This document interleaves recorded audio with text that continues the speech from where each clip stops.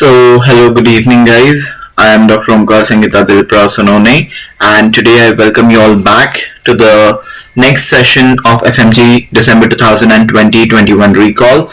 As we had discussed 75 questions earlier in the last session, today we'll be discussing 15 more questions that I have compiled, and it is completely based on the recall. I'm glad, and I would like to express my gratitude to all those people.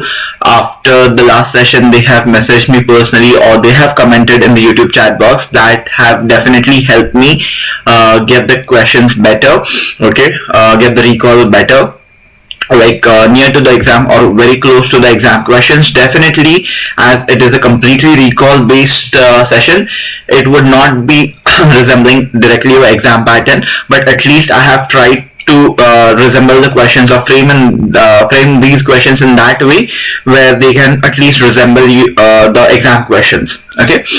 I hope all of you have attended the last session also.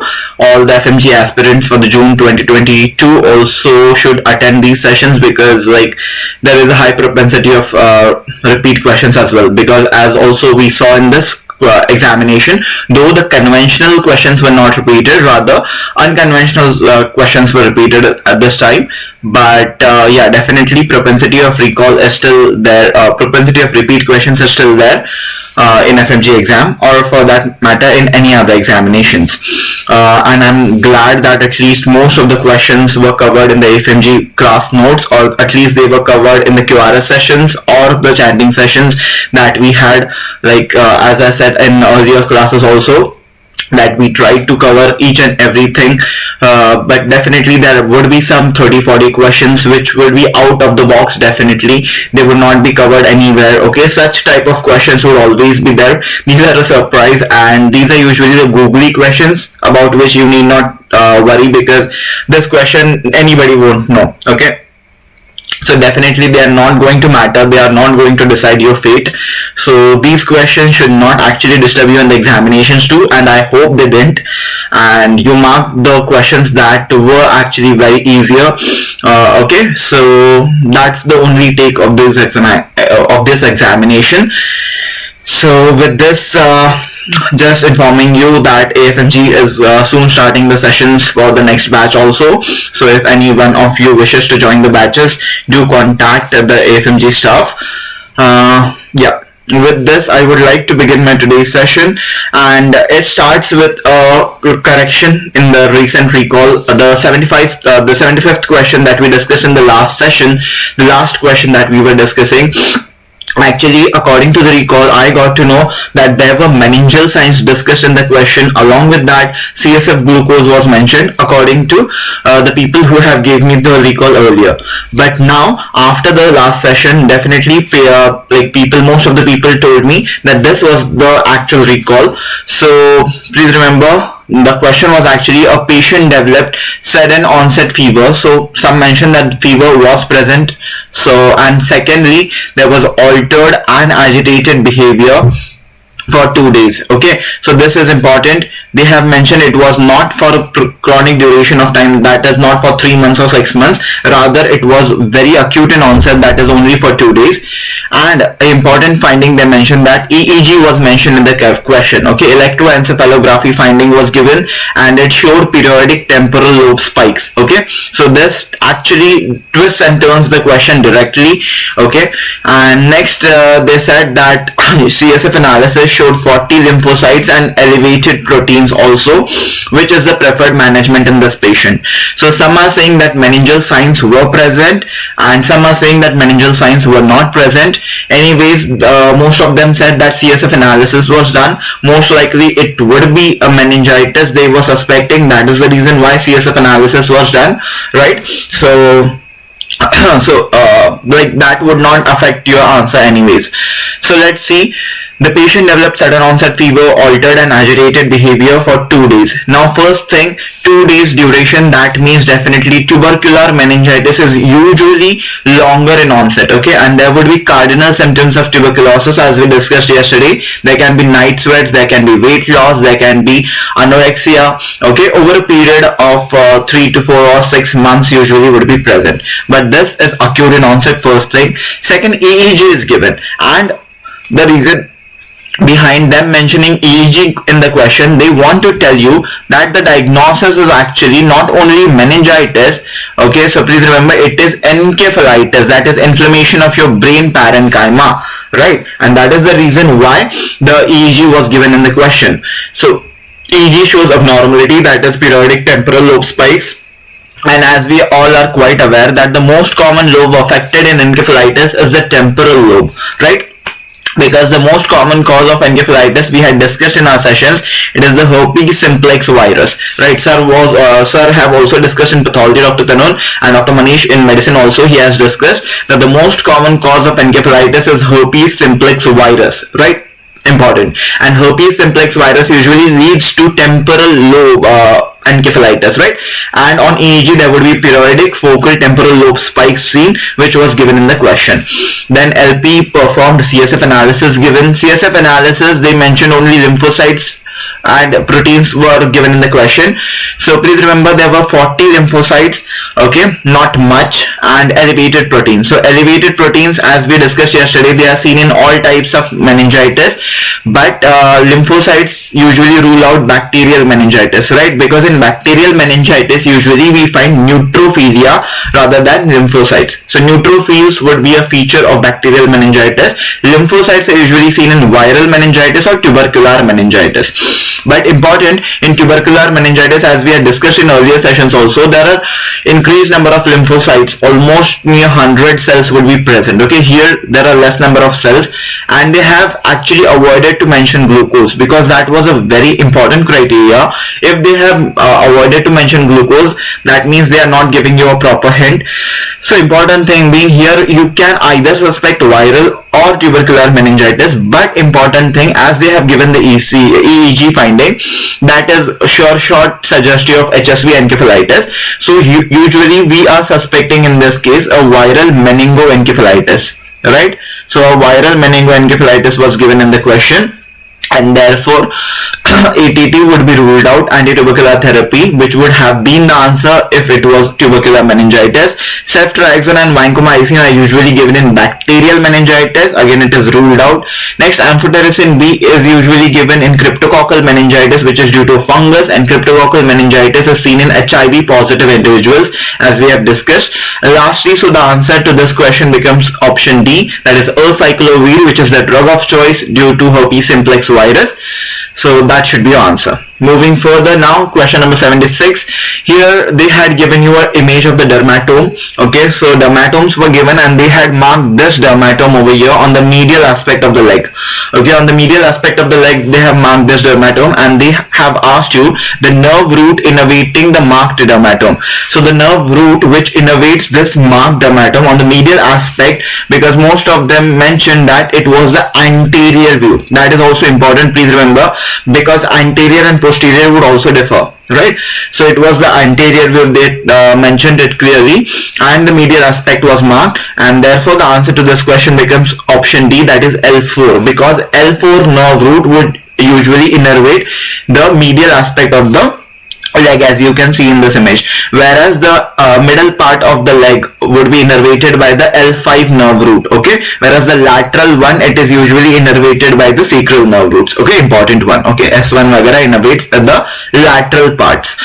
Important, above the knee usually it is L1, L2 and L3 which are responsible for innervation, okay, L1, L2 and L3 innervate above the knee, whereas L4 and L5 innervate below the knee, okay, and on posterior aspect, those are your sacral nerve roots which are responsible for innervation. I hope all of you have marked it correct, though it was not a very conventional question, but questions on lines of Blaschko, dermatomes, all of these have been repeated in the previous examinations also. Now talking about question number 77, the marked joint is which type of joint? So definitely this was a repeat question again, a very commonly repeated question. So the marked joint in this case, as it is a hip bone and the inferior most part of the hip bone is your pubis. So in this case the pubic bones were joined by this type of joint which is known as the pubic symphysis, and as everybody knows pubic symphysis is option B, that is secondary cartilaginous joint, right? Definitely sir would have covered in his session also in the classes, after which Dr. Bharti also took sessions for this, and definitely I hope none of you have marked it wrong. So it is a pubic symphysis and it is a type of secondary cartilaginous joints, okay, important. Whereas primary cartilaginous joint, it is usually the costochondral joints, okay. These are usually the costochondral or the sternocostal joints which are considered as primary cartilaginous joints. Syndesmosis on the other hand, please remember, it is a type of fibrous joint. Syndesmosis is usually present between the radii and ulna or between the tibia and fibula. These syndesmosis are usually made up of the interosseous membrane, right? These are known as syndesmosis, okay. And the last option was fibrous joints, so they can be like either syndesmosis, gum fosses or the sutures. I hope this is very easy. So moving further, question number 78, a patient presents with the following pattern of loss below the level of lesion, most appropriate diagnosis. Again a commonly repeated question, guys. So this type of image was given and everything was mentioned in the image as I got to know. So please remember, they mentioned that the level of lesion, they mentioned the level of lesion, and below the level of lesion on the same side of the lesion, okay, on the ipsilateral or the same side of the lesion, it was shown that there is loss of proprioception, vibration, 2-point discrimination and joint position or synesthesia, okay. So on ipsilateral side, loss of proprioception, vibration, 2-point discrimination or joint position, it is suggestive of a lesion to the dorsal column. It is suggestive of lesion to the dorsal column. Whereas if there is contralateral on the other side of the lesion, if there is loss of pain and temperature, then it is suggestive of lesion to the lateral column, right? So please remember, if on this side dorsal column is affected, then same side proprioception vagara would be lost, whereas on the other side, on the opposite side, pain and temperature would be lost, because in lateral column usually there is a cross innervation, we can say, right? Important. So this was the question, and it is like straightforward. It is your option C, Brown-Séquard syndrome, right? It is your option C, Brown-Séquard syndrome, which is also known as the hemisection of the spinal cord, when half of the spinal cord is affected and due to which same side के dorsal column functions lost होंगे, जैसे proprioception, vibration वगैरह, and opposite side के या contralateral side के pain and temperature lost होंगे due to lateral column lesion. I hope this was very easy. Wallenberg syndrome and Miller-Kubler syndrome are usually related to the cranial nerves, okay, important. They are at the level of the medulla and the pons. Whereas Guillain-Barré syndrome, guys, there should be a history of Campylobacter jejuni, ये हमने discuss किया था बहुत बार. Along with that, there should be ascending symmetrical bilateral paralysis. So these are all the features of Guillain-Barré. So this was a straightforward question. Moving further, question number 79. So this question was a bit disturbing for most of you. So like this image, they told me, most of the people told me like the similar kind of image was given, but along with that there was some flap on the abdomen also. So guys, most of you actually got confused with it due to the flap on the abdomen, though it was not of very much significance. Why? Let's see. They had given, the question was, the below given congenital anomaly is due to. So this below given congenital anomaly is known as anencephaly. This is known as anencephaly, right? Important. So anencephaly, it is due to no development of the brain properly, okay, or the encephalon, we can say. So the options were actually option A, failure in closure of the anterior neuropore of the neural tube, okay, failure in closure of posterior neuropore of neural tube, failure in closure of complete neural tube, and lastly absence of the skull bone. So please remember, guys, whenever there is failure of closure of the anterior neuropore of the neural tube, that leads to anencephaly, okay. If the anterior means the cranial neuropore, important, okay, anterior or the cranial neuropore, if it fails to close, then there would be an opening, and this persistent opening would lead to anencephaly, right? Whereas if there is failure of closure of the posterior or the caudal neuropore, then there would be spina bifida, okay, important, there would be spina bifida, right?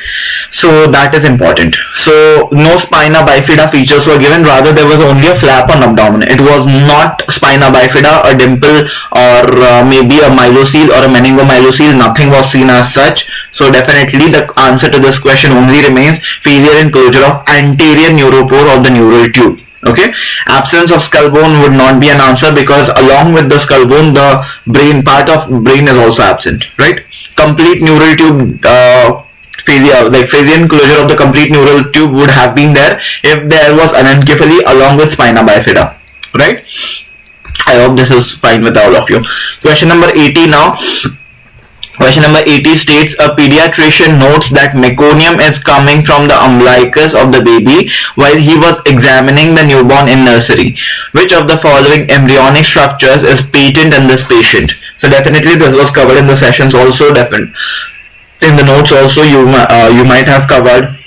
Right, so please remember, a pediatrician notes that meconium is coming out from the umbilicus. So please remember, I hope all of you know, like at the junction of your foregut and your midgut and the hindgut, usually there's a connection with the umbilicus, okay? And this connection with the umbilicus with your intestine, this is actually known as your vitellointestinal duct. Right, this connection before birth is known as your vitellointestinal duct, also known as the omphalomesenteric duct, right? Important. So vitellointestinal or omphalomesenteric duct, if it usually gets obliterated after birth, but if it remains patent, definitely there would be passage of stools through the umbilicus. Therefore there would be presence of meconium, okay, oozing out from the umbilicus, and this is due to a patent vitellointestinal duct. So if the vitellointestinal duct does not obliterate or it persists beyond birth also, it leads to this this important finding when the meconium oozes out from the umbilicus. I hope this is very easy. Okay, important. Mesonephric duct is the Wolffian duct from which the male genitalia develops usually, right? Important.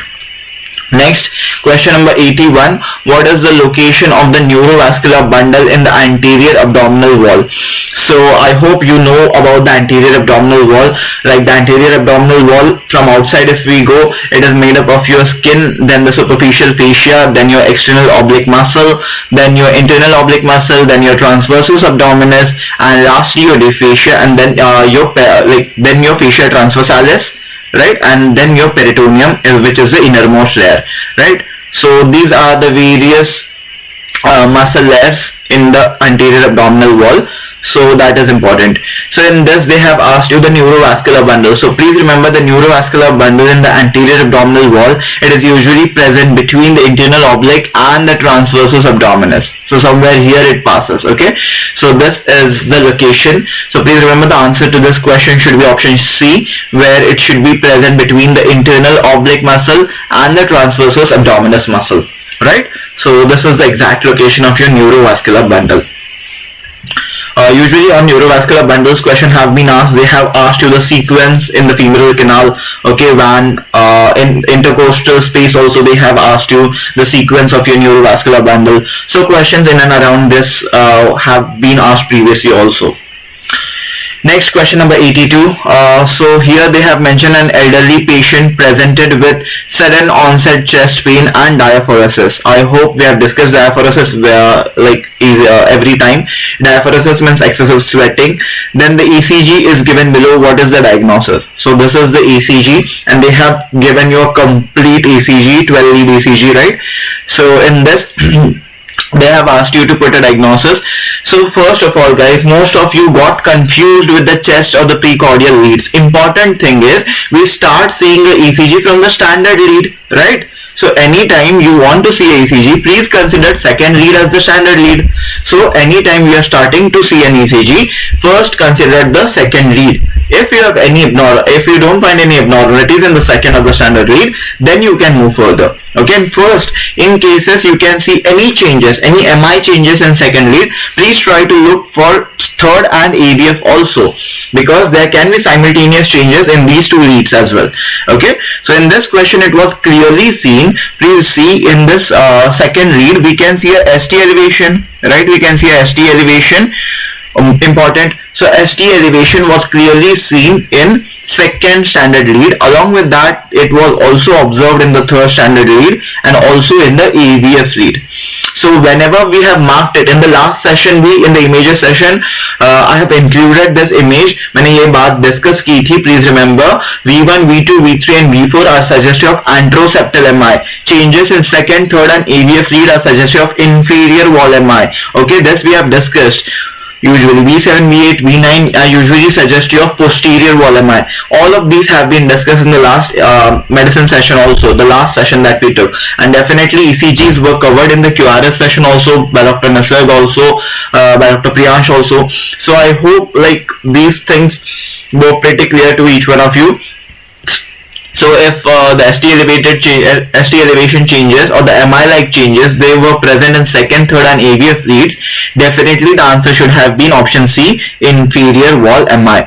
Okay, and some of them have had a doubt that in this also we saw a hyperacute T wave, we can say, or an elevated T wave. That is for the reason that is suggestive of ischemia. Please remember, whenever there would be myocardial ischemia, less blood supply to the myocardial muscle, a T wave elevation can be seen. Okay, so this is a relative sign, we can say. It is not the absolute one. The absolute changes were seen in second, third and AVF leads. Okay, so always start seeing your ECG from second standard lead. This is the most important trick that you need to know about an ECG. Acute pericarditis, it also leads to ST elevation, but please remember, in acute pericarditis usually a concave ST elevation is usually seen, and in MI a convex ST elevation is seen. Okay, this also I have covered in my previous sessions.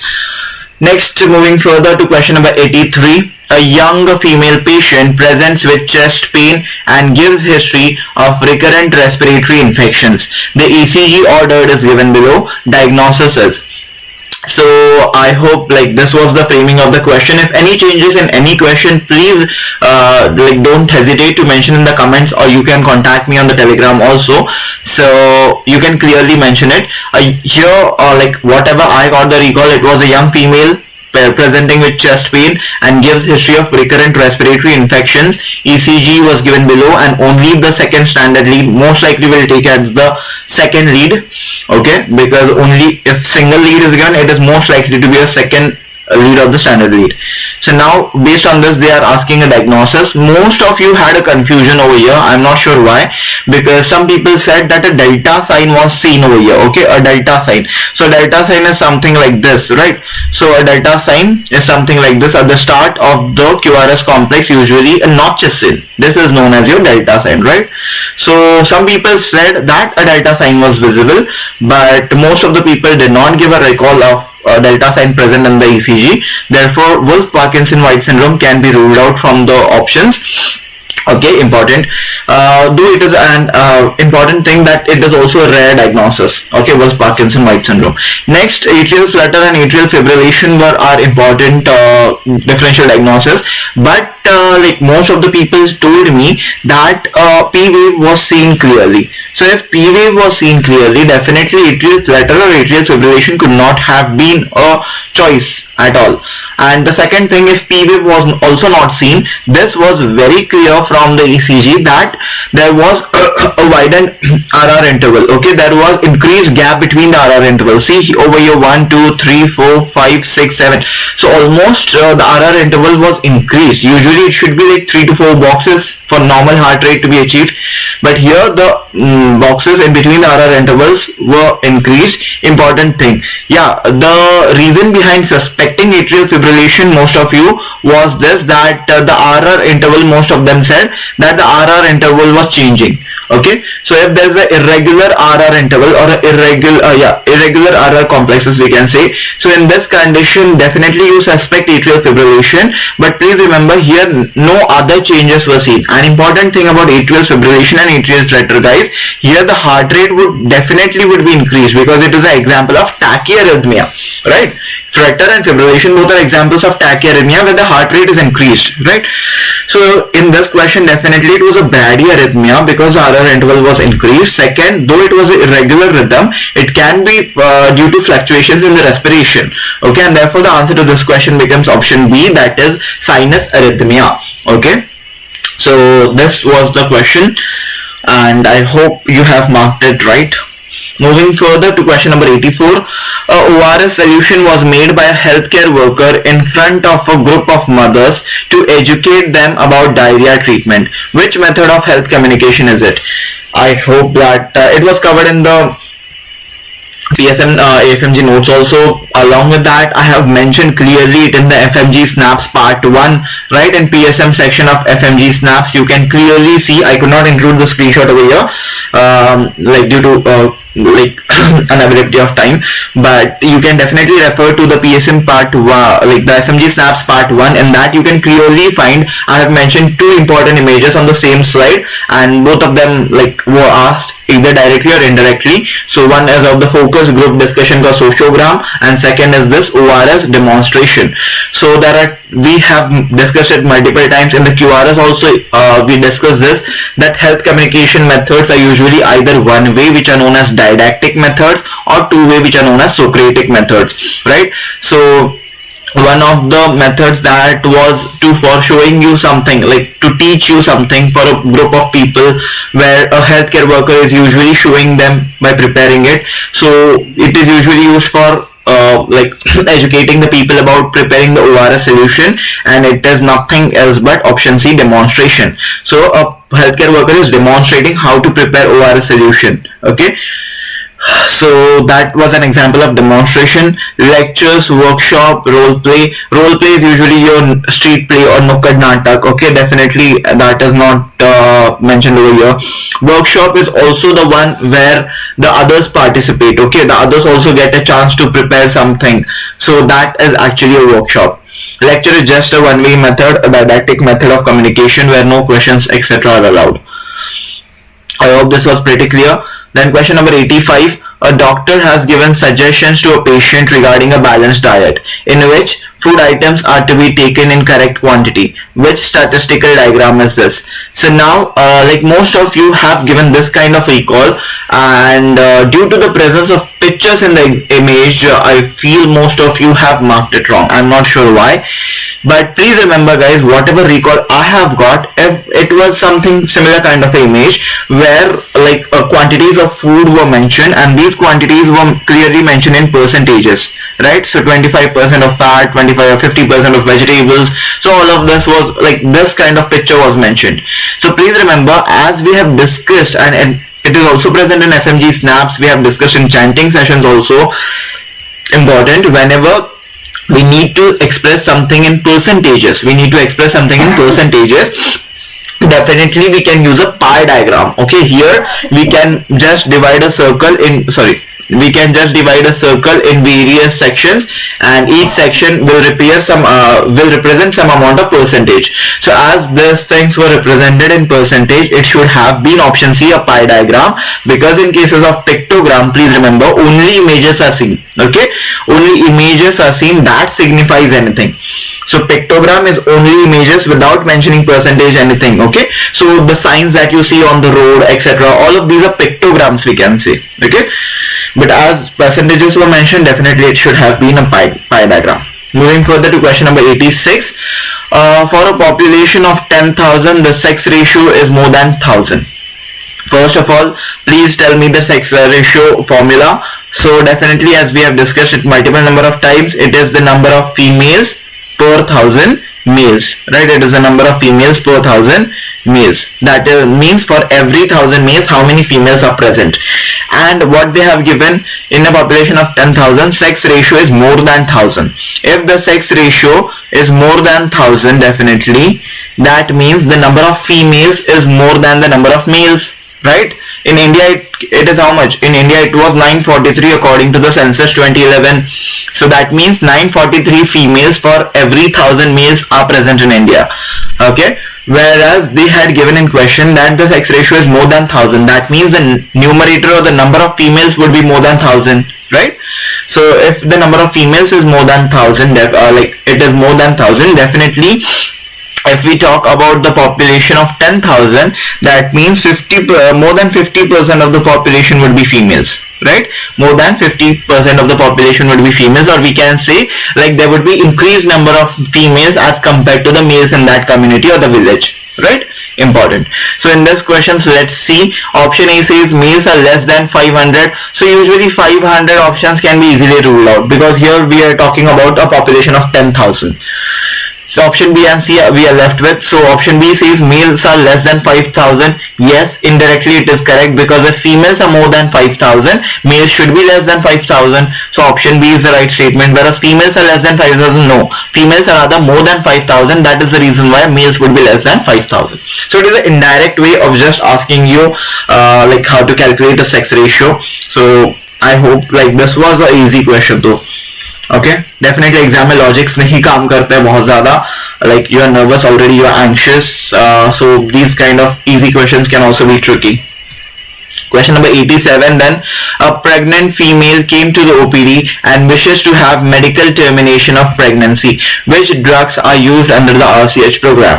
So it was a very easy question. Yesterday also I told you in the last session that we have already discussed it in the QRS session properly. Definitely Dr. Prasan sir has discussed in his lectures repeatedly, but we have also discussed it in the QRS chanting session last, and it was clearly mentioned in the PDF I showed you. All both the questions were just one below the another. MTP should be done up to 24 weeks according to recent amendment, and secondly, which drugs are to be used. So definitely for medical termination of pregnancy, we usually use the anti-progesterone drug, that is RU486 first, which kills the fetus usually, and then we will use a prostaglandin even analog like misoprostol to induce labor or to induce contraction, which will expel out the fetus. Right? Important. So the answer would be option A over here. Yes, I got to know that methotrexate was mentioned in both the options. So definitely methotrexate is usually not preferred in cases of MTP. Okay, we use safer drugs like these. So mifepristone followed by misoprostol would be a better answer to be used. Carboprostol is generally not preferred over misoprostol. Misoprostol has better results. Okay, so this was a pretty easy one though. Next, moving further, question number 88. What percentage of area will be covered under +1 or -1 standard deviation on both the sides of a mean value in a normal Gaussian distribution? So that's also we have discussed multiple times in biostatistics, also in PSM revision, in PSM chanting, in QRS sessions. 3-4 बार तो मैंने discuss कर लिया. The faculties also discussed it separately. So important thing is a normal Gaussian curve, as we have discussed, it is a bell-shaped curve. Important, and when we plot it on a graph, a normal Gaussian curve, plus in between plus and -1 standard deviation, 68% of the area is covered. In between plus and -2 standard deviation, 95% of area is covered, and in between plus and -3 standard deviation, almost 99.7% of the area is covered. This is also given in the FMG snaps. In the images part you can clearly see this. Okay, I have mentioned a big Gaussian curve, and then below that I have mentioned left skewed, right skewed graph. Everything was mentioned, right? So it was pretty easy, but yeah, some people have made mistakes in this too. So that happens, that is common. If you have marked one question wrong, don't worry, you will have marked 4 questions right also. Okay, so the answer to this question would be 68%. So within plus and -1 standard deviation, 68% area would be covered, or 68% values would be covered, right? Next, moving further, question number 89 now. What is the dose of vitamin A given in a child weighing 8 kg? Now some people say, sir, that 12 months age was also mentioned in the question. Some people say if it was not mentioned. So though it was not mentioned, 8 kg child can be considered less than 1 year of age, though if we don't consider malnutrition. Otherwise the 8 kg child would be less than 12 months or 1 year only. But if the age was clearly mentioned, then it was no issue. Okay, there was no issue. Some people definitely say that 2 year was mentioned in the question. Then your answer differs for sure. So you need to be sure whether it was 12 months or 2 years. So if it was 12 months and 8 kg, definitely, as we know, before 1 year of age, like vitamin A dose in a national, according to the national immunization schedule, is 1 lakh international units, right? It is 1 lakh international units, whereas occurred after 1 year of age till 5 years of age, every 6 months 2 lakh international unit is given. So if 12 months or 8 kg was mentioned, it is 1 lakh international units, whereas if 2 years was mentioned, definitely the answer will change to 2 lakh international units. So vitamin A पे भी दो question थे. First was this one, the dose, and second, as we discussed yesterday, most common cause of blindness in childhood, vitamin A deficiency, right? So vitamins are always important, guys. You don't dare to leave that topic from PSM or biochemistry. Moving further to question number 90 now. Which among the following is a urine pregnancy test kit used under the RCH program? Easy question though. Okay, some of you were tricked in this. So which among the following is a urine pregnancy test kit? So UPT kit used under the RCH program. It was a very straightforward one. It is option B, Nishchay. We have discussed about Nishchay, eradication of tuberculosis. So Ni means eradication, Kshay means TB, right?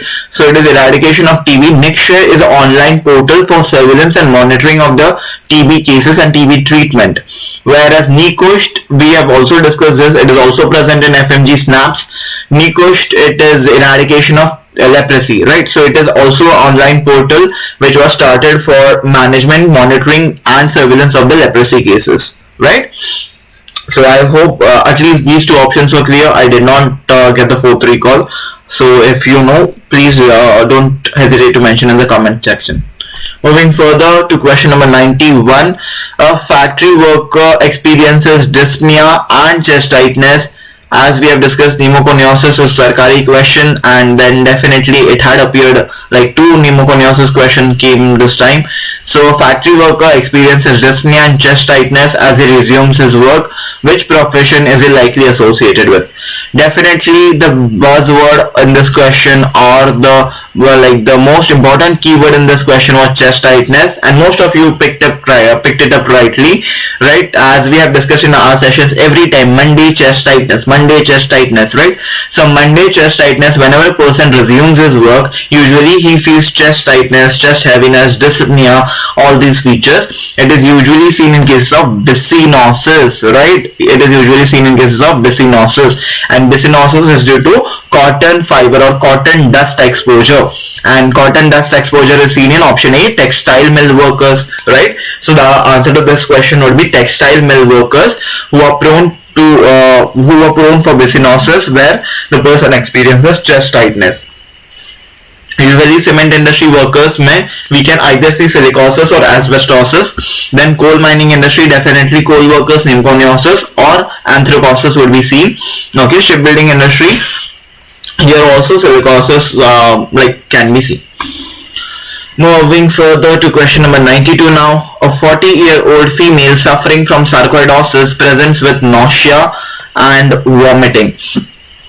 Serum calcium levels were mentioned, they said. So serum calcium levels was around 12.5 milligram percent. Which of the following is least likely to be useful in this patient? So usually we have discussed like a middle-aged female having lupus pernio, bilateral hilar lymphadenopathy. These were the findings given in the previous examinations, and they used to ask about sarcoidosis, either the diagnosis or the test or the appearances mostly. This time they asked something different. They asked about the treatment, and now they have asked you which is the least useful drug or the management in this case. So as we all know, the drug of choice for sarcoidosis would be steroids. Usually we prefer glucocorticosteroids, right? So definitely this would be given. Along with that, for managing the elevated calcium levels, right? We have discussed the calcium levels. So 8.5 to 10.5 I said in the last medicine session. So if these are 12.5 milligram percent, definitely there is hypercalcemia, which is seen in cases of sarcoidosis, because the non-caseating granuloma of sarcoidosis, we discussed this very clearly in pathology sessions. So non-caseating granuloma of sarcoidosis is known to secrete vitamin D3, right? And as vitamin D levels would be elevated, it would cause absorption and reabsorption of calcium that leads to hypercalcemia. So hypercalcemia management ke liye we definitely use the drug of choice, that is bisphosphonates like alendronate, risedronate, alendronate, etc. Then normal saline. So please remember, intravenous fluids are usually used in cases of hypercalcemia. Okay, so these would definitely be used along with some loop diuretic like furosemide, bumetanide, vagara. So along with that, we cause forced alkaline diuresis in this case, and therefore intravenous fluids can be used in cases of hypercalcemia. So definitely these two are the options. Mineralocorticoids are seen to be the least preferred drugs in this case. As such, no use is like seen in cases of sarcoidosis. Moving further to question number 93, a male patient comes to the emergency room with hemiplegia for 8 hours. NCCT head is taken within, but it is within the normal limits. BP is 190 by 110 mm/Hg, which is the next step in this case. And this was discussed in the last medicine session also by me. It clearly, जो 2 घंटे का session हुआ था, in that I clearly mentioned this properly. About stroke, that cerebrovascular accidents have always remained an important topic. There would definitely be questions like either from ischemic stroke or hemorrhagic stroke. Hemorrhage से दो questions तो आए थे, दो lucid interval आया था, subarachnoid hemorrhage आया था, and the third question was C. So 3 questions from the same topic. So male patient comes to ER with hemiplegia. Definitely if there is some hemorrhagic stroke or ischemic stroke, there can be features of hemiplegia paralysis, okay, on half of the body. That is your hemiplegia would be seen, and important is this duration which they had given.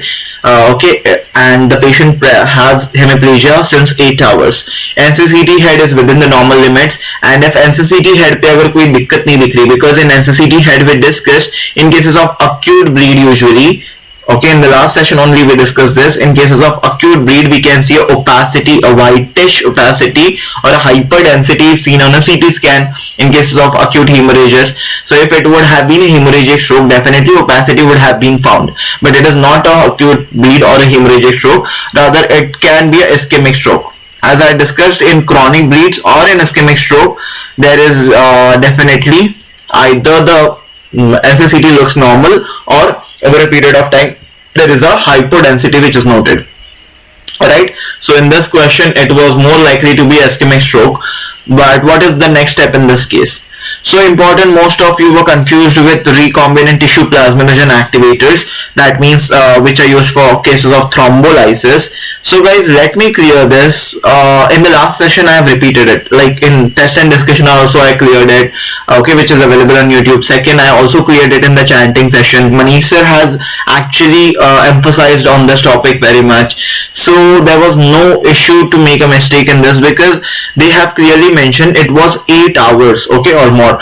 So please remember, if the patient presents to you within 4.5 hours, okay, which is the window period. So if the patient presents to you within 4.5 hours of stroke, then definitely thrombolysis is indicated. Okay, then definitely thrombolysis would be indicated.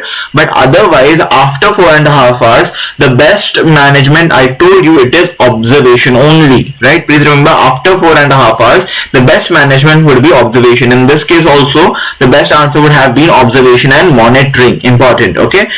So sublingual nitroglycerin, it will lead to sudden fall in the blood pressure, and that can definitely compromise on the cerebral blood flow, which you are not looking forward, definitely, because already the blood flow in the cerebrum or the brain is compromised, so not looking for that again. IV labetalol, it is not generally preferred, because like usually BP more than 200 vagara, it is an indication, and usually labetalol is given prior to thrombolysis. Whenever we need to perform a thrombolysis, prior to that we try to control the BP, otherwise the BP usually comes to normal by itself. So in this cases, usually we try to give labetalol after, like, more likely okay, so more likely in cases before thrombolysis, if the patient presents to us within 4.5 hours. I hope this is very clear. So the answer to this question is observation and monitoring. Next, question number 94. A patient complains of sudden dyspnea. On auscultation, prolonged expiration is heard. ABG was taken. Arterial blood gas analysis. Again, a commonly asked question, and we have discussed it in the last session also. Everywhere you will find ABG in the Fmge notes as well. So it was very easy. I also told you that at least one question is expected, and that appeared. One more question was there. I feel there was a ratio or something. I'll bring it in the next session. So ABG shows a pH of 7.4. PCO2 was elevated. Definitely most of you have concluded that PCO2 was elevated around 60-65 mm of Hg. Bicarbonates level were also elevated around 40 milliequivalents per liter. So what is the best management in this case?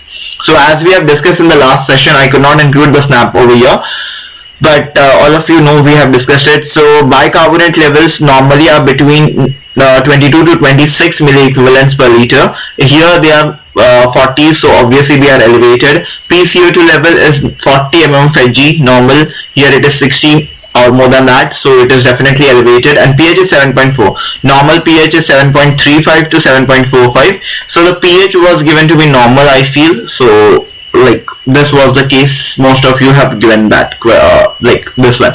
So what is the basic pathology in this? That the PCO2 levels are increasing inside body, and whenever PCO2 levels are increasing inside body, definitely PCO2 is acidic in nature. Definitely there would be acidosis, and it is due to PCO2, therefore it can be respiratory acidosis. Okay, otherwise the first thing that we look for is the pH, but as in this case pH is normal, then we move forward to PCO2. Otherwise, if pH was less than 7.35, either it was 7.3 or something, then definitely it is suggestive of acidosis. So we have written acidosis. Next we have seen PCO2, it is also suggestive of acidosis. That means it is a respiratory acidosis. On the other hand, bicarbonates are alkaline in nature, we discussed, and they are elevated. Most likely it is a compensatory mechanism which is activated inside the body. So there is a compensatory metabolic alkalosis going on. It is trying to normalize, and that is the reason why the pH would have been given normal, because though there on one hand there is respiratory acidosis, on the other hand there is a compensatory metabolic alkalosis. That is the reason why the pH would have been normalized. Okay, I hope this is clear. So इसमें basic pathology क्या है? Similar kind of question we discussed in the last session, guys. Okay, this was a similar kind of repeat from Fmge as well. So important was you had to remember that the PCO2 levels are rising, and as I told you, PCO2 levels कब rise होंगे? जब PCO2 accumulate, जब CO2 accumulate करेगा body में, and CO2 will accumulate in cases of hypoventilation, right? When the respiratory rate is decreased. Similar kind of question we discussed, and it is usually seen in type 2 respiratory failures. Okay, that the respiratory rate goes down, there is hypoventilation which could not expel out the carbon dioxide properly. That leads to accumulation of CO2 inside the body, which is suggestive of suggestive of respiratory acidosis. And in this case, what should be done? We should increase the respiratory rate. This was the exact question we discussed, right? What we need to do? We need to increase the respiratory rate, which will lead to carbon dioxide washout. And as CO2 washes out, then definitely everything will normalize. So for that purpose, we need to use a non-invasive positive pressure ventilation. So this was the best choice to be marked, non-invasive positive pressure ventilation, because intravenous fluids along with ammonium chloride, intravenous fluid along with ammonium chloride, these are usually the treatment of choice as we discussed in metabolic alkalosis, right? This is the treatment of choice in cases of metabolic alkalosis, right? We have discussed this already. Whereas IV soda bicarbonate is a treatment of choice in cases of metabolic acidosis, right? Usually you try to give first of all intravenous fluid, followed by that you give IV sodium bicarbonate, okay, IV soda bicarbonate. Whereas intravenous fluids can be used in any of these or rather all of these conditions, but the best management in this case would have been a non-invasive PPV with increased respiratory rate, important, that would lead to CO2 washout, right? Next, question number 95. A female patient presents with weakness and fatigue which progresses throughout the day. So now this was a very easy, just what we can say, the simplest question I would have come across in the exam. And it was also mentioned that the fatigue and weakness is worse in the evening. Drooping of eyelid and diplopia or double vision is present along with dysphagia. Likely diagnosis is. So now so many pointers in the question itself. First of all, it is a female, presents with weakness and fatigue which progresses throughout the day and worsens in evening. So this is a characteristic case of myasthenia gravis, all of you know, along with drooping of eyelid, that is ptosis. Usually bilateral ptosis is present. Similar kind of question we discussed in the last session too. diplopia is given, dysphagia is given, right? So the likely diagnosis in this case is option B, myasthenia gravis. In scleroderma, definitely dysphagia vagara is present, or there can be muscle weakness or fatigue also, but the characteristic worsening is not seen towards the evening. Okay, so important. Along with that, ptosis is definitely not seen. Right, so I hope no issues with this question also. It was very easy for all of you to mark it. Question number 96 now. The question was very easy again. Cannonball appearance of metastasis are seen. And this question was covered 3 times in the QRS session. Like it was covered by Dr. Priyansh, Dr. Nisarg and by me as well.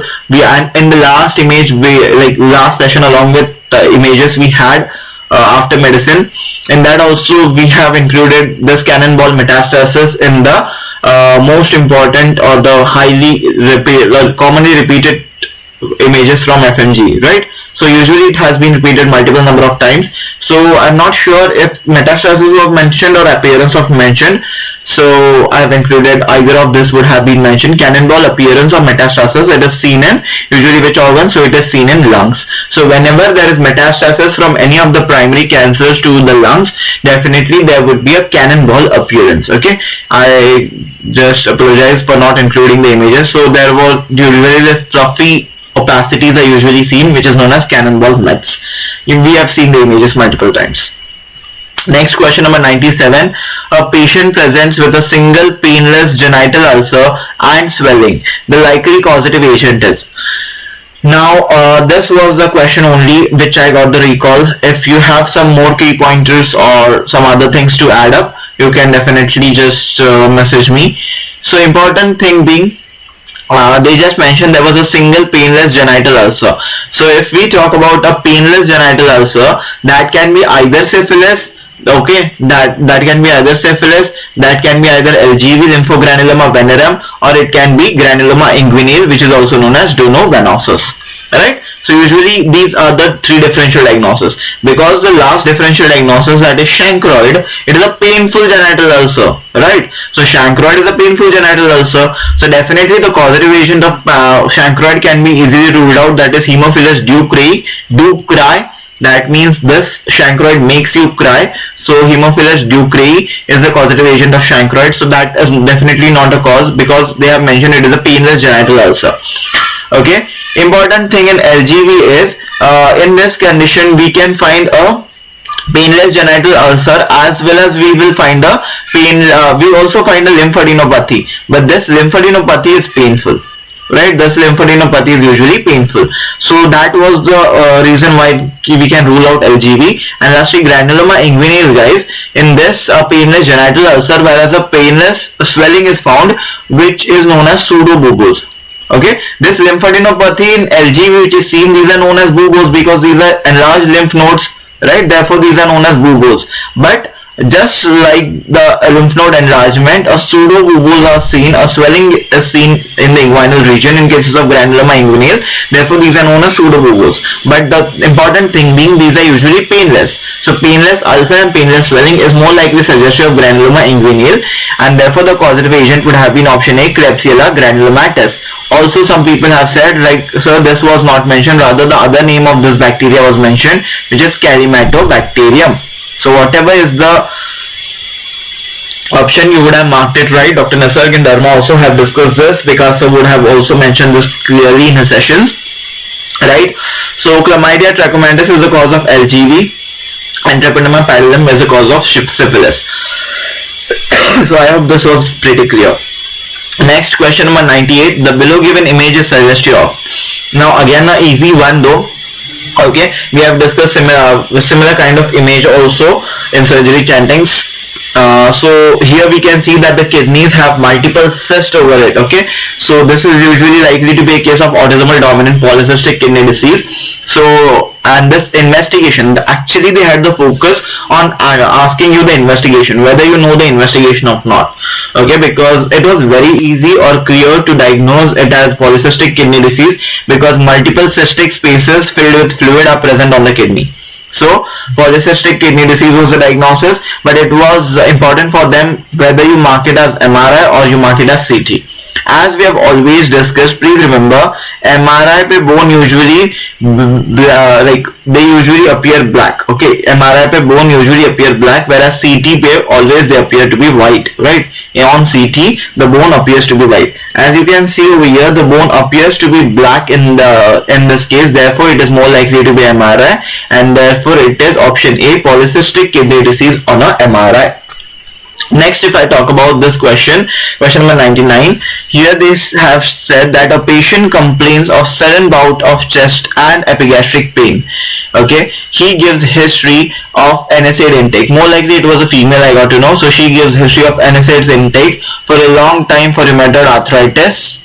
Okay, the X-ray is given below. What is the likely diagnosis? So now they want to ask you about the likely diagnosis. This was the X-ray which was given. Important thing being that the patient has complaints of chest and epigastric pain.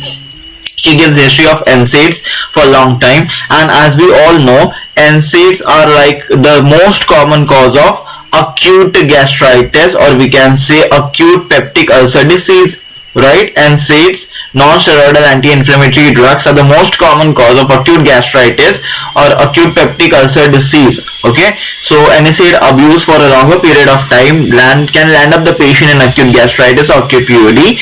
Okay, and that can, if there is peptic ulcer disease, that can also lead to perforation, and that is what has happened over here, right? So this was a clear demarcation which was seen properly, because most of them have said that a clear demarcation was seen, sir. A clear opacity.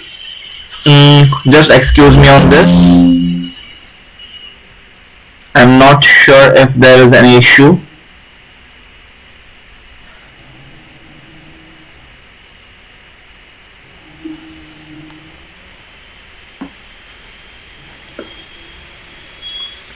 But always issues in electricity too. So I'll try to continue the session at least, because I don't want it to leave it in between. So let's start. Okay, so yeah, just a minute guys, where was I? So in the X-ray, it was clearly mentioned, guys, it was clearly seen that there was opacity beneath the diaphragm, and there was a lucency beneath the diaphragm, and this lucency beneath the diaphragm, it is due to presence of air. There is presence of air in the peritoneal cavity or in the abdominal cavity. This is known as gas under the diaphragm, which is also known as pneumoperitoneum. Right? This is also this can be due to pneumoperitoneum. So whenever there is presence of gas in the peritoneal cavity, it is known as pneumoperitoneum. It is due to the presence of gas in the diaphragm, and this sign is known as, we have discussed this multiple times, this is known as the cupula sign. Okay, this is known as the cupula sign. We have also called it as the Moustache sign. Okay, so cupula sign, meniscus sign, Moustache sign, gas in the diaphragm, all of these are features of pneumoperitoneum whenever a peptic ulcer disease would perforate. So in cases of perforated peptic ulcer disease, there would be this case of pneumoperitoneum which is seen. Okay, pneumothorax, definitely we have discussed it multiple times. There would be a contralateral tracheal shift, whereas in this case the trachea is in the midline. Along with that, there would be hyperlucency in the one lung, hyperinflation in one lung, which is not clearly seen over here. Okay, so that can be ruled out. Then pleural effusion, usually in that we have discussed that there would be Ellis curve which is present. And lastly, pericardial effusion usually leads to a money bag or a water bottle shaped heart. Next, if I talk about this question number 100, here they have given that identify the site of foreign body from the given X-ray. So it is pretty clear, guys, with this. A lateral X-ray was given, some of them said. A lateral X-ray soft tissue neck was given. Some of them are saying that anteroposterior view was given. So anyways, it was easy to diagnose. Why it was easy? Please remember, guys, in this question it was clearly seen, most of them said that a column of air was present ahead of the foreign body. Important. Okay, a column of air was present in front of the foreign body, and this column of air in front of the foreign body, it is seen in the trachea. So please remember, as trachea contains air, therefore in front of the foreign body there was a column of air. That means the trachea was anterior to the foreign body. Definitely the foreign body was not in the trachea. Whereas the second important criteria being, on a lateral x-ray, if you can see a slit-like appearance. Okay, this is usually a coin whenever a child plays, and the most common foreign body impacted in cases of children is usually the coin. Okay, so if we see a coin on the lateral aspect of the x-ray, it would appear slit-like in the esophagus. Okay, so please remember, on a lateral x-ray, if we see a slit, it is more likely to be esophagus, and on an anteroposterior x-ray, we will see a proper circular appearance. Okay, we will see a proper circular appearance. In both this condition, it is likely, the site is more likely to be esophagus, whereas in trachea it would be otherwise. In trachea or glottis, whatever was the option, it would be otherwise. On lateral x-ray, it would appear circular. Okay, in lateral x-ray it would appear circular, whereas on AP view it would appear slit-like. Okay, this is the condition in cases of glottis or the trachea. So it was very easy on lateral x-ray. If we are having a slit-like foreign body, that is more likely to be esophagus. So the answer to this question is option B, esophagus. Next, what should be the treatment of the condition given below? Definitely these kind of questions have been asked previously also in the examination, where dermoid cyst, sebaceous horn, actinic keratosis, these were things already given in the examination prior as well. So in this question also they have tried to ask you something of this kind. In a child there was a cystic swelling which was given, and it was near to the face. So this was nothing but a dermoid cyst. Okay, so this is a dermoid cyst, and they had to just ask you what is the treatment of choice for dermoid cyst. So the treatment in cases of dermoid cyst is usually option A, surgical excision. So please remember, dermoid cyst usually contains some solid material or some semi-solid material. Rarely it can contain some fluid-like material too at times. So usually in this case, incision and drainage is not required. Rather, incision and drainage is required in conditions of abscesses. Okay, whereas it is not abscess, so just a surgical excision is required in this case. Okay, and that is also for cosmetic purposes. Cryotherapy and radiotherapy are definitely not required in this condition. So a very easy straight one-liner question was there. Question number 102 now. A lactating woman presents to the OPD with complaints of red, painful and fluctuant mass in the breast. What shall be done for the management? And I hope none of you have marked it wrong, because ये तो question हमने इतनी बार discuss कर चुके हैं, QRS में भी, उसके पहले भी PSM में रटवा दी थी ये चीज, that you should not mark it wrong. If there is only heaviness in the breast and the child is refusing feed, it is breast engorgement. If there is heaviness and refusal of feed along with inflammatory signs like redness, warmth, then it should be mastitis. And if fluctuant mass is given in the question, definitely it is likely to be a cystic swelling, or we can say there is some pus inside the swelling. That is usually to be a breast abscess. So in this condition, it was clearly mentioned, lactating woman with red, painful, fluctuant mass in breast, and what shall be the next step in the management, or the best step for management. So in this condition, it is obviously option C, incision and drainage. As we discussed, wherever there is pus, definitely we'll try to incise and drain all the pus. Again, wash that cavity thoroughly, properly, okay, and leave it as it is. Important thing in INDs, in incision and drainage, we do not actually suture the cavity, because there is a risk, there is propensity of infection over there. So due to the risk of infection, the sutures will again they will damage, okay, over a period of time. So incision and drainage is the best choice in cases of breast abscess. This we have discussed earlier also. In OBG also I discussed this. In surgery also I discussed this. So it was a very easy question though.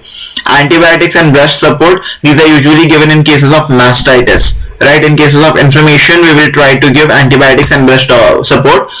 Okay, warm compresses also they are given in for pain relief in cases of mastitis also, or in breast abscess also. And express milk frequently, this is usually the treatment preferred in cases of breast engorgement. Question number 103. An elderly patient sustained a fractured neck of femur. Now some people are saying it was fractured neck of femur. Some people tend to recall it is a total total hip replacement surgery which was undertaken. So either of it would not affect your answer in this question. Why? Let's see further. So elderly person sustained fracture neck of femur, total hip replacement, for which the patient was advised bed rest. Okay, so the patient was advised bed rest, which is suggestive of prolonged immobilization. Some of them are saying definitely 3 months vagara was mentioned in the question. If it was, then great, there was no issue for you. So it is prolonged immobilization definitely. After few days the patient develops sudden breathlessness and cyanosis. What can be the likely cause of this condition?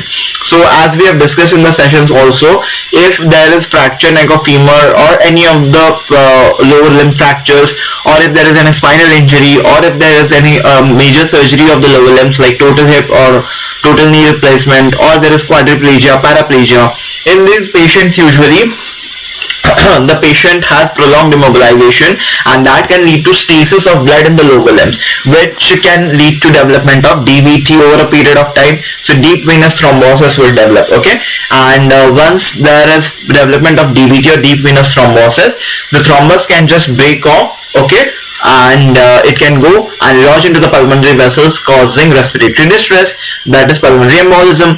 Okay, so that can lead to pulmonary embolism. So the same was the case in this condition. So the answer to this question will be option C, venous thromboembolism. So why not it is fat embolism syndrome? Please remember guys, fat embolism syndrome is definitely seen after fracture femur, but please remember it is more likely seen after a fracture shaft of femur when the bone marrow cavity is broken. Why? Because if the bone marrow cavity is affected, then there is release of fat globules into the circulation. Okay, important. And in cases of fat embolism syndrome, the GERD criteria should be fulfilled, and for that petechiae should be present along with respiratory distress. Okay, other features should also be present in cases of fat embolism syndrome. Okay, so that was not given in the question usually. Some neurological manifestations are also seen in cases, so that none of those were mentioned. So definitely the more likely diagnosis would be venous thromboembolism. Air embolism is seen when the jugular venous rupture or injury happens. That leads to air embolism usually. ARDS definitely cannot be a cause.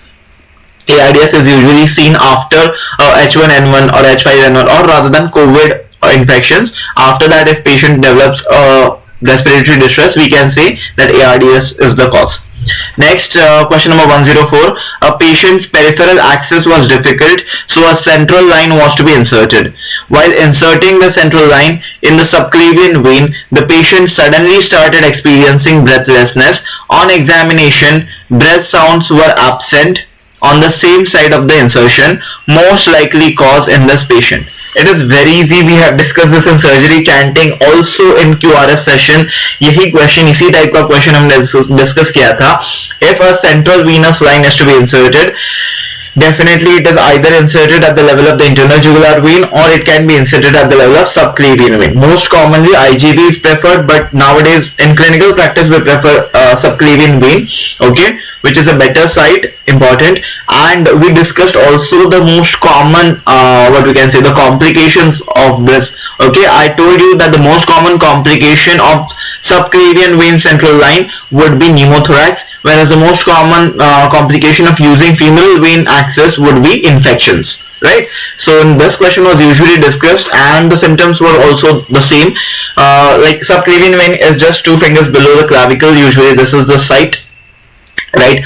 So over here definitely there is lung beneath it, so there's high risk of puncturing the lung, and that is what happens in some cases. So when the patient starts experiencing breathlessness suddenly, and breath sounds were absent on the same side of the insertion, usually ABC हमने देखा था, absent breath sounds, B for breathlessness and C for congested neck veins. These are characteristic of pneumothorax. So the most likely cause in this patient would be option D, pneumothorax, right? Hypovolemic shock, definitely they would have given you some BP values, or they would have at least mentioned the patient had a syncopal attack or so. Okay, so collapsed patient, something like that kind would have been given in the question. Pleural effusion, again the Ellis curve would have been present. Okay, pleural effusion पे usually dullness is present on percussion. Okay, absent breath sounds are not present, rather reduced breath sounds are present usually. Hemothorax, again, if it was a hemothorax, definitely sorry, other findings like would have been given as well in the question. Okay, and the risk of hemothorax is much lesser as compared to pneumothorax, right? Next, question number 105. A young patient complains of heaviness in the left scrotum and presented to the hospital. There was no pain or tenderness and the trans-elimination test was negative. Most likely diagnosis is. This was covered in the surgery notes, also in the Fmge notes. Along with that, it was also covered in my sessions too, in the chanting sessions, in the QRS session, right? We discussed this. Trans-elimination test positive. I told you there are some places where the trans-elimination test, when we throw light from one side and the light is seen on the other side, so it is positive in 2 or 3 conditions I asked you to remember. Okay, first was your hydrocele, second was your ranula, okay, in the just beneath your tongue, okay, in the sublingual space or the submandibular space. Third was your posterolateral neck swelling known as cystic hygroma. Last was your meningocele. Okay.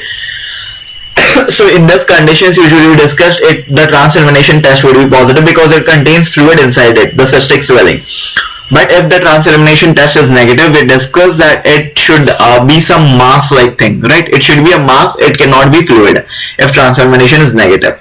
So it was very clear it is some mass. Along with that, there is no pain and tenderness in this question. So as we all know, the most common symptom of testicular torsion is pain. Rather, it is the most painful condition of the testis, right? It also presents in a young patient, definitely, but there was excessive pain, there would be excessive tenderness, redness, okay? So all these symptoms would be present in testicular torsion, which is definitely not a case over here. Again, an epidermolysis orchitis, which is again an inflammatory condition, the same kind of picture, pain, tenderness, all of this would be given, along with redness, warmth, but that is also not mentioned. Hydrocele, I told you that definitely pain and tenderness would not be there. A dragging sensation or a heaviness would be present in the scrotum, but the trans-elimination would be positive because hydrocele is nothing but presence of fluid in the scrotal sac. So trans-elimination test would surely be positive. So if it is not positive, it is more likely to be some testicular mass. It is a testicular tumor. Most likely some people have mentioned that it was a seminoma mentioned in the options, but I wasn't sure, so I just mentioned it as testicular tumor. Okay, so I hope all of you have marked it right, and just let me know in the chat box or on my telegram whether there was a question on testicular torsion or not, because people are giving me a recall of 3 questions of testis. Some are saying there was first question was testicular tumor, second they are also saying there was a question on testicular torsion as well. So I'm just not sure whether there was a question on testicular torsion or not. Please let me know that. Next, question 106. A patient presented with diarrhea and flatulence. He gives history that every time he consumes wheat, he experiences bloating. Colonoscopic biopsy was done, which reveals loss of villi and crypts. Most likely diagnosis. Now, what a easy question you would require other than this. Patient presented with diarrhea and flatulence. Usually we are suspecting a malabsorption syndrome. More likely the options would also be of similar kind, where they would have given some malabsorption syndromes itself. There's a history that every time he consumes wheat, he experiences bloating. Now, I'm not sure if consumption of wheat was there an option or if it was any other stuff, but that would not certainly matter because the investigation of choice, that is a colonoscopic biopsy, was directly mentioned in the question, and that is more likely suggestive of loss of villi and crypts. Okay, as we have discussed, these are your villi, and if this intestinal villi, they undergo flattening, there is loss of villi and loss of crypts. It is usually suggestive of celiac sprue, right? So malabsorption syndrome, which is IgA related, that is your celiac disease or celiac sprue, it is usually seen after consumption of brow, that is barley, rye, wheat, oats and wheat, right? This we have discussed already. Patient experiences diarrhea, flatulence, etc. And on biopsy we will find loss of villi and crypts, right? Whereas on the other hand, in cases of Whipple's disease, you will find pars positive macrophages in the lamina propria, right? That would have been given in the biopsy of Whipple's disease, right? And usually in Whipple's disease there are associated features like arthritis and dementia. Whereas lactose intolerance, it is present from birth usually, and there should be symptoms like bloating and diarrhea after consumption of milk or any milk containing products, but such issue was not given. Moving further to question number 107, a pregnant female presents in a first trimester to the emergency with complaints of right iliac pain. The diagnosis was confirmed to be acute appendicitis. What shall be the next step in management? So important thing being, this is an update definitely. A pregnant female presents in a first trimester emergency पे right iliac pain है, diagnosis has confirmed it is acute appendicitis. So it is not a differential diagnosis, because what I got to know from earlier cases that it was a feature of just right iliac pain. It was not short acute appendicitis. But most of them have given a recall that the diagnosis confirmed it was acute appendicitis, and now they are asking what shall be the next step in management. So please remember, in this case, option A, terminate the pregnancy. Like, it is of no use. Like, why would anybody terminate a pregnancy for appendicitis, right? So terminate a pregnancy is definitely not an option. Oshna-Sharan regime, most of you have marked it. I've clearly mentioned in all my sessions, guys, whenever I discuss surgery in Chantings or in the QRS, we have discussed this properly, that whenever you palpate a mass or a lump in the right iliac fossa, that is the case when you will actually do a conservative management known as Oshna-Sharan regime. Right ये हमने अच्छे से discuss किया, जज sir also mention in his lectures.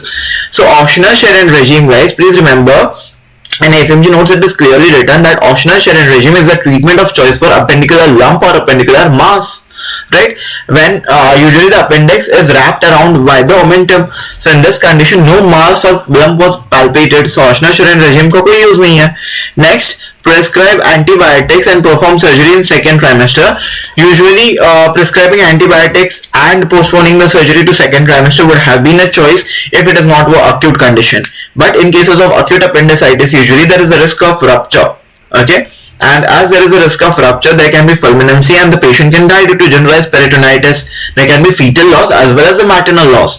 So the risk is higher if we do not perform a surgery, and that's why it is an indication of option D, perform immediate appendicectomy.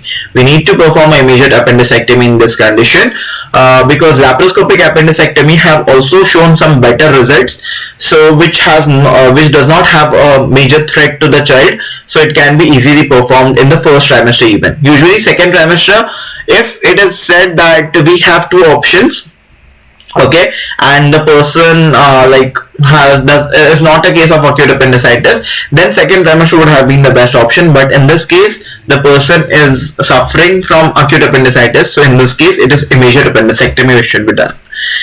Question number 8, a tumor containing all three germ layers. Now this was discussed multiple times in OBG also, when we were discussing in the QRS about the ovarian tumors. We have discussed this. I have shown you the image. In the 100 images also I have included this image because it is a commonly asked image, where you will find like derivatives of all the three germ layers: ectoderm, mesoderm and endoderm. Teeth, bone, mucosa, skin, hair, everything would be present, right? So such a tumor is known as option C, teratoma, right? Option C, teratoma, right? So it was pretty easy and a straightforward question. Question number 109, a patient was working in a sandblasting. Now some say it was a rock industry, some say it was a sandblasting industry. So either of it is fine. And presents with cough and shortness of breath. The person has likely developed TB, which is the most common it should be, okay, so which is the most common pneumoconiosis associated with this. So definitely they told me that there was a history of TB given, or there was TB mentioned in the question properly, and the patient is working in a rock industry or a sandblasting industry, which both of these professions are commonly associated with silicosis, right? Silicosis is usually seen in sandblasting industry, rock industry workers, or shipbuilding industry, or finally this one, glass industry workers, usually when there is exposure to quartz silica, right? So in this condition it can likely be silicosis. Apart from that, they had also given that the patient has developed TB. An important thing being that the most common disease associated with silicosis is tuberculosis, right? So the answer to this question would be option C, that is silicosis. Whereas in cases of asbestosis, the most common disease associated, we have discussed this many times, it was bronchogenic carcinoma, Okay. Okay, it was bronchogenic carcinoma or adenocarcinoma, whereas the most specific was your malignant mesothelioma. Right, important. And one more question came on silicosis with the snowstorm appearance mentioned. This was also clearly mentioned in all our sessions. So snowstorm appearance का भी एक question था. I'll discuss it further. Okay. Moving further to question number 110. A 3-year-old girl child was brought to the OPD with ambiguous genitalia. Some people said that ambiguous genitalia was clearly mentioned in the question. Karyotype reveals 46XX, most likely causes. So now please remember, if it is a girl child with presence of ambiguous genitalia, if karyotype was mentioned or not mentioned, you need not worry about it. Definitely it more likely would be CAH, that is congenital adrenal hyperplasia. Right? In male child, definitely ambiguous genitalia would not be present, but in a girl child, ambiguous genitalia is present. And what do we mean by ambiguous genitalia? That means the labia majora would be increased in size, whereas there would be increase in the size of clitoris too, which appears to be like a penis. Okay, so almost there is clitoromegaly to such an extent that it appears to be like a penis. So that is the reason why the girl child was brought to the OPD. So now they are asking the most likely cause, and this was discussed in OBG sessions clearly that the most common cause of congenital adrenal hyperplasia, the most common enzyme deficiency is option A, that is 21 alpha hydroxylase deficiency. Now if some people said that it was 21 beta only in the options, then definitely your answer would change, but more likely I feel 21 alpha was, and it should be mentioned in the options also. Like from most of the recalls I got to know that, because most common enzyme deficiency in CH is 21 alpha hydroxylase, whereas second most common it is 11 beta hydroxylase. If it was 21 beta, then your answer would be 11 beta, otherwise it is 21 alpha hydroxylase only. Then question number 111, a very easy and direct question, again from the snaps also, again from surgery notes also of Fmge, again we have discussed it multiple times also. So it is a very easy question. It is a barium swallow, right? First of all, ये तो सबको पता है. It is a barium swallow investigation. On this we are seeing which appearance? We are seeing a corkscrew appearance of the esophagus, and the corkscrew appearance of the esophagus is seen in option B, diffuse esophageal spasm. Achalasia cardia में we have discussed sarkari question. Here we can find a bird beak sign or a pencil tip sign. So always they give either of these. Either it can be achalasia cardia, sigmoid volvulus, or diffuse esophageal spasm, or sometimes esophageal cancer where there is a rat tail appearance. There can be a rat tail appearance usually. Okay. Nutcracker esophagus is usually a milder version, we can say, for diffuse esophageal spasm. The pressure is not that much. It is around 180 to 200 Fmge. Moving further to question number 112. An elderly male smoker presents with hemoptysis, dyspnea and weight loss over the last few months.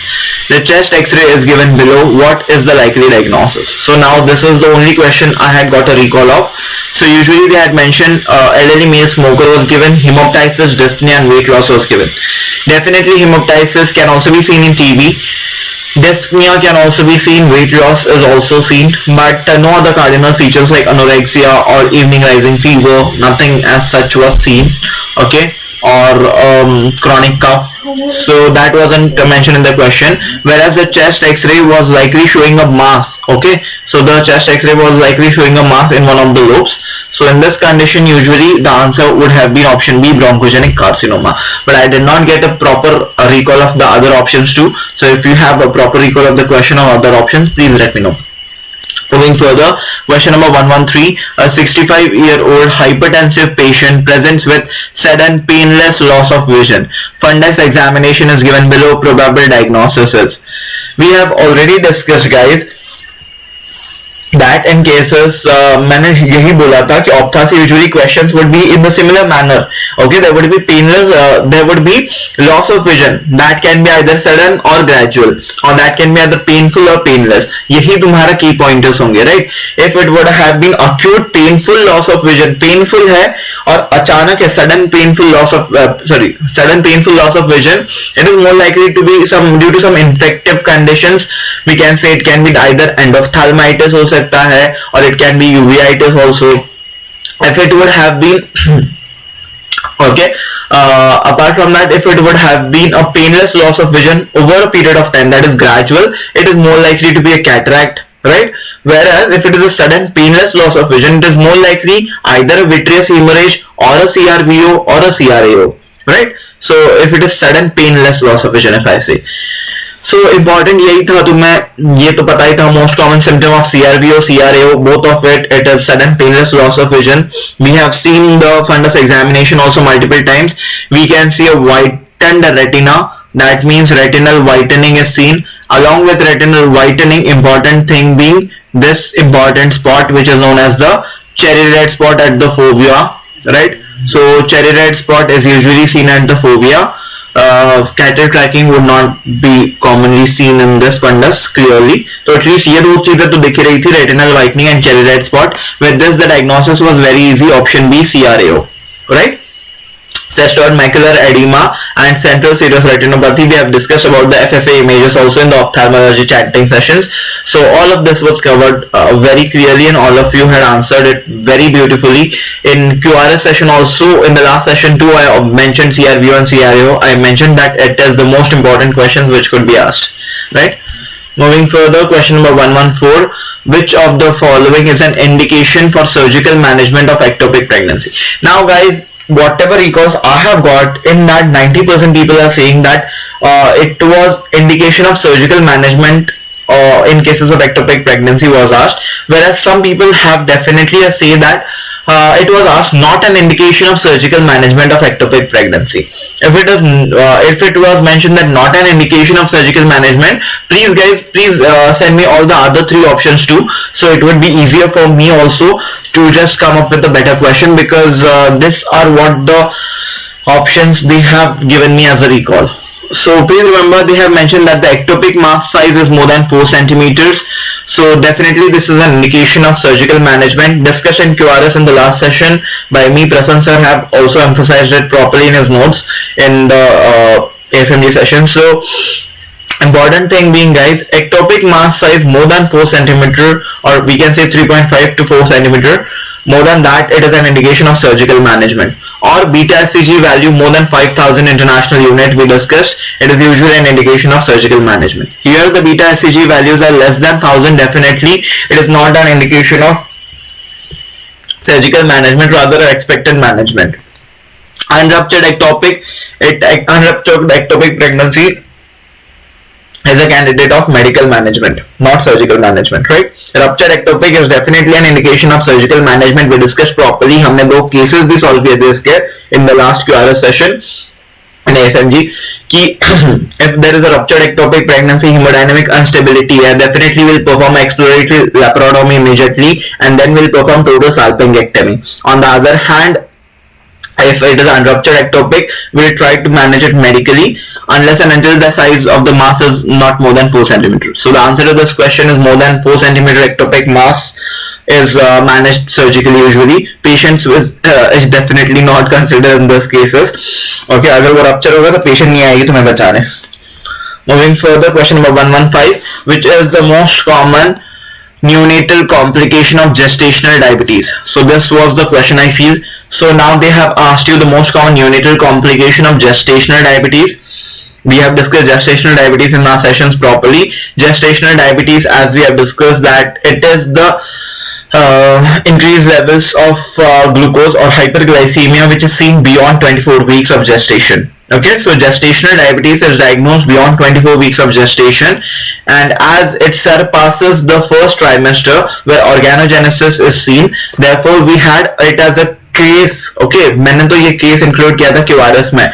So congenital malformation की risk नहीं होती है. There is no risk of congenital malformations in cases of gestational diabetes because it surpasses the first trimester. It is not present.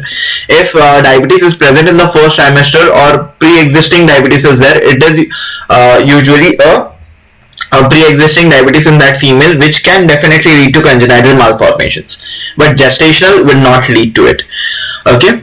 If we talk about hyperglycemia, so please remember, in a diabetic mother, if the child is present in the womb during the pregnancy, definitely there would be fetal hyperglycemia. Okay? So there would be fetal hyperglycemia because the sugar levels or the glucose levels are high in mother, therefore they will reflect in the fetus, they would be high in the fetus too. But if we talk about in neonate, okay, if we talk about a neonate, what will happen, guys?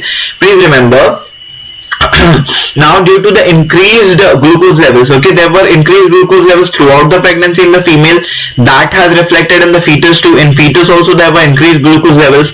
As now there were increased glucose levels in the fetus's pancreas have always tried to counteract this increased levels by secreting excess of insulin. Okay, so the fetus is always used to secrete excess of insulin, but after delivery what will happen, the glucose levels would not be high as much because it was rather reflecting the mother's glucose levels, not the fetus's.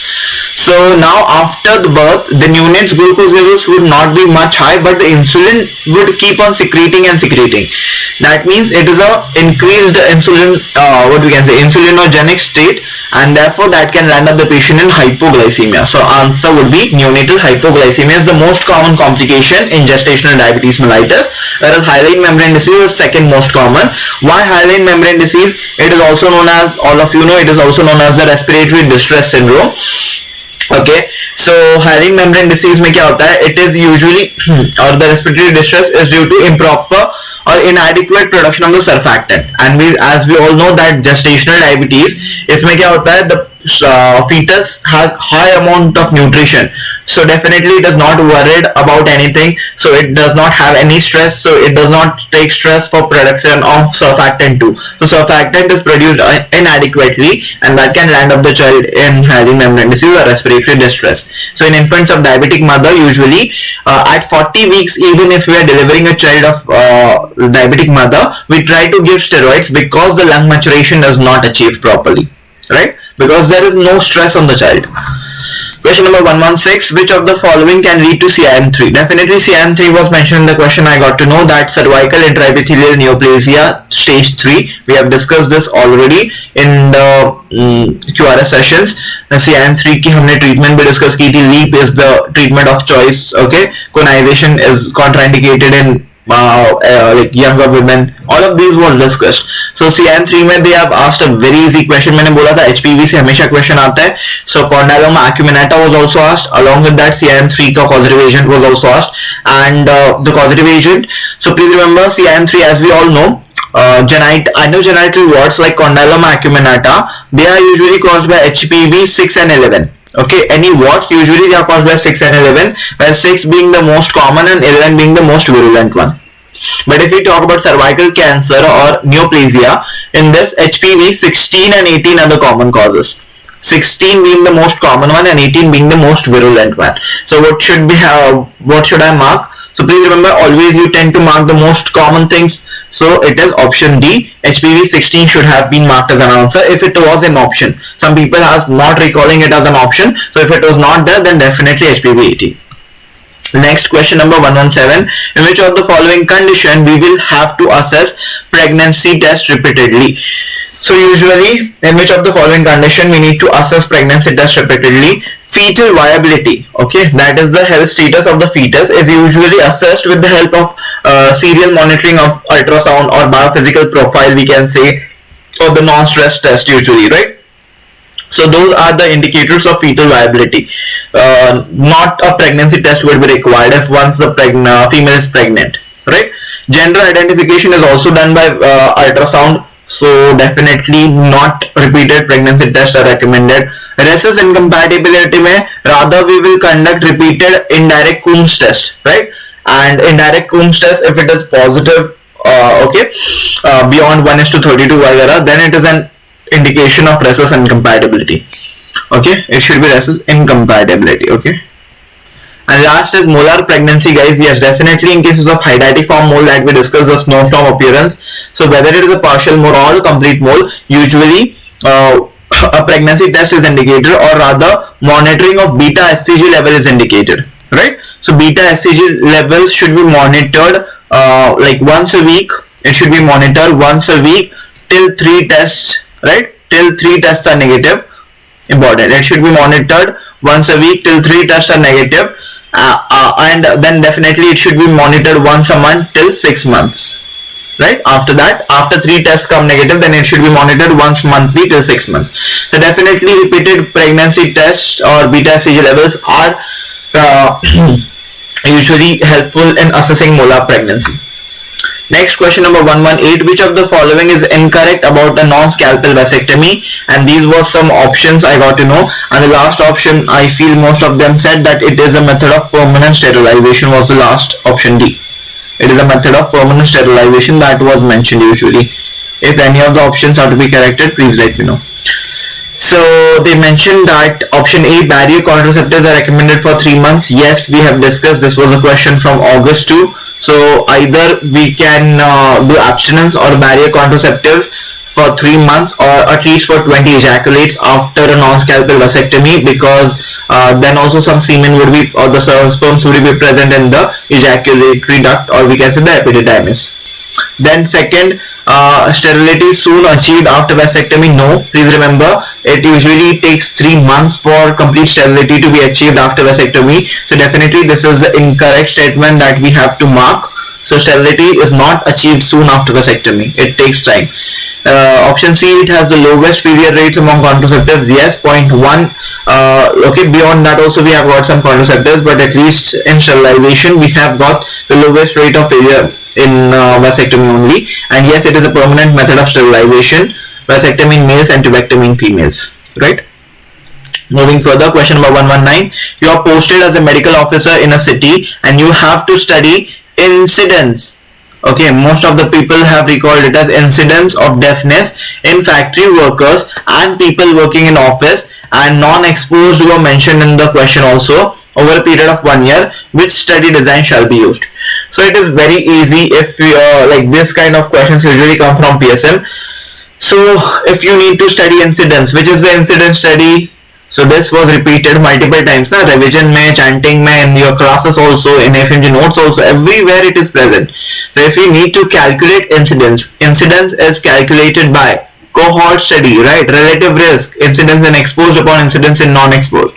It is calculated in cohort study, which is a forward-looking study, right? So here you are comparing two groups. First is of factory workers, which is the exposed group, and second is the office population, which is a non-exposed group, because deafness is commonly seen in factory workers due to the sound exposure. Right, that was their meaning to write this non-exposed in bracket in case of the people working in office. So over a period of 1 year, it is a longitudinal study. Important thing, definitely it cannot be cross-sectional, so it can be ruled out. Ecological study is usually done for nutritional surveys vagara. So you are left with case control or cohort study. So in case control, it is usually a backward looking study. They would have rather studied the deaf population and then would have just got the history that how many were working in a factory and how many were working in office. So that could have been done. But here they are actually trying to like go in a forward direction. So it is option C, cohort study. The main keyword was incidence for sure. Okay.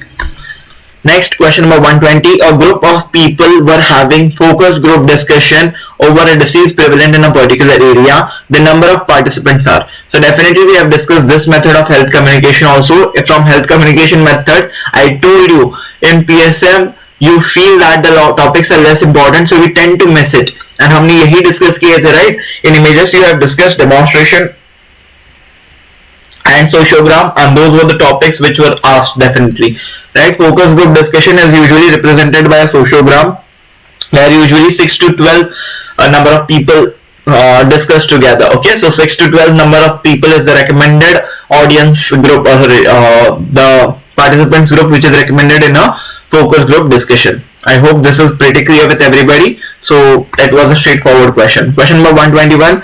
A child suffers from obesity because of having fast food.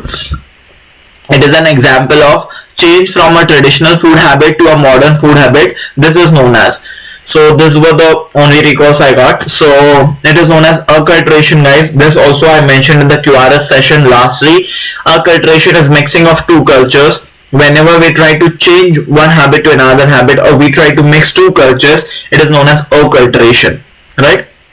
Definitely, I said now, acculturation has been asked previously also regarding marriages. When two people of different cultures marry together, what happens? So acculturation happens. But definitely these questions are unconventional, not expected as much. And this time definitely health communication, all these determinants, all of these like questions had a much weightage as compared to the conventional vaccination contraception questions. Question number 122, identify the investigation given below. So this was the investigation given where there was some study of the intestines going on. Important thing was they were asking either MR enterocolitis, CT enterocolitis, enterography or barium enema. Definitely it cannot be a barium enema, because in barium enema we can find that the air which is present, it would be blacker in color, but here definitely the air is not black in color. So barium enema is a very easy diagnosis for us to like catch up. So it is not barium enema. Enterography is usually given, dye is given via oral route, and then we take serial x-rays, but this does not seem like an x-ray, because in x-rays the bones are white in color, right? Barium enema is what? Just giving enema and then taking serial x-rays. So again it is x-ray, so again bones would be white, but here the bones are not white, so it cannot be enterography, it cannot be barium enema, rather it cannot be CT also. Why? Again we have discussed in the previous question, PCKD, उन्होंने दो ऐसी applied questions पूछ लिए तुमसे, that they just wanted to know whether you know that the bones look white on CT or x-ray. So CT works on the same principle as the x-ray, right? So definitely on CT also the bone will look white. So it is option A, MR enterocolitis. Okay, here you actually try to study the mucosa or the wall of the intestine. Okay, so definitely it is MR enterocolitis, where a substance like methyl cellulose is usually given. Okay, and this is known as enterocolitis. I hope it is very clear. So some of these type of questions also come in examination at times, but it was easy, just a keyword you need to remember. Next question number 123, a person has history of alcoholism for 20 years. He has history of last alcohol intake 2 days ago and presents with agitation, global confusion, disorientation, hallucinations, fever, diaphoresis and autonomic hyperactivity, the most common causes. Now this we have discussed multiple times in psychiatry too, guys. In last QRS also I mentioned, in TND also we discussed this, Sir has also discussed this. So though there were features which were actually giving you a different diagnosis, like global confusion was there, okay, so these features usually would have confused you, right? So usually the triad of Wernicke's encephalopathy is GOA. Okay, Wernicke's encephalopathy is usually due to acute deficiency of thiamine in chronic alcoholic, and a chronic deficiency of thiamine can land up the patient in Korsakoff syndrome or Korsakoff psychosis. So in Wernicke's encephalopathy, GOA is the triad, G for global confusion, O for ophthalmoplegia and A for ataxia. Definitely only confusion was mentioned, not other features. So though we can think of Wernicke's encephalopathy for sure, but important thing being that autonomic hyperactivity is not a feature of Wernicke's encephalopathy. Other features like disorientation, hallucinations, fever, diaphoresis can be seen in Wernicke's. They can also be seen in Korsakoff's. But definitely autonomic hyperactivity is as such not a feature of Wernicke's or Korsakoff, because in both these conditions the mammillary bodies are affected. Okay, so autonomic hyperactivity is not suggestive of both of these conditions. Alcoholic pancreatitis, definitely it is not an option, because no abdominal pain is mentioned in this condition. Rather they have mentioned a very important history. Last alcohol intake was 2 days ago, and there have always been questions on alcohol withdrawals from psychiatry. I have already told you this, that there can be at least one question from withdrawal, and that would more likely be alcohol withdrawal or opioid withdrawal, right? So alcohol withdrawal का scenario है, because the last intake is 2 days ago. So if a patient presents with all these confusion, delirium, hallucination like symptoms, okay, hallucination is also mentioned definitely. So all these confusion, delirium, hallucination like symptoms, if the patient presents with after 48 to 72 hours of the last alcohol intake, it is more likely to be option A, delirium tremens, and in delirium tremens autonomic hyperactivity is present, right? Important. Next, question number 124, the micronutrient deficiency that will be deficient in the patient following a post-ileal resection is. The micronutrient deficiency that will be seen in the patient following a post-ileal resection would be. So as we all know, as we have discussed also in our sessions, that usually iron is absorbed from the duodenum, folic acid is absorbed from the jejunum, and vitamin B is absorbed from, B12 is absorbed from the terminal ileum. Important. Okay, so important was this to remember that if there is a post-ileal resection, usually there would be deficiency of vitamin B12. Vitamin B12 and the intrinsic factor of Castle complex would not be absorbed from terminal ileum. That can land up the patient in vitamin B12 deficiency. So vitamin B12 deficiency के 3 questions we have discussed. 2. First is this micronutrient deficiency in post-ileal resection. Second was the yesterday that we discussed. It was usually a peripheral blood smear with hypersegmented neutrophils, and there was a history of or the symptoms of anemia like pallor and fatigue were given, right? And a strict vegetarian patient was given. So it was again very easy, vitamin B12. And third was the fissured tongue which was given. I'll come up with that in the next one. Last question for today, question number 125. A child was brought with failure to thrive. That means the child is not able to gain the weight, or his normal height of growth is not proper.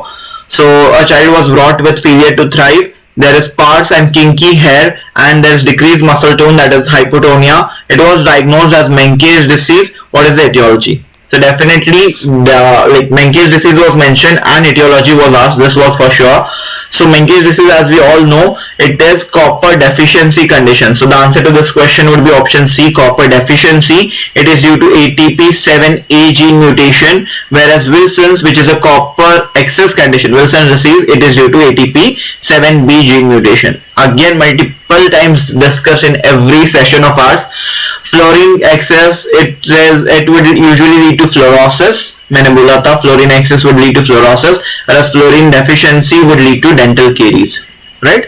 So these are the usual features that are seen. So thank you for today's session, guys. Just let me know, help me out for actually coming up with the other session, other questions too. Till that, goodbye, good luck, take care. And if any issues, you can definitely join the Telegram group of AFMG, that is AFMG for FMG/next. And if any issues, you can comment down in the chat box over here, or you can just approach us as well. Thank you so much.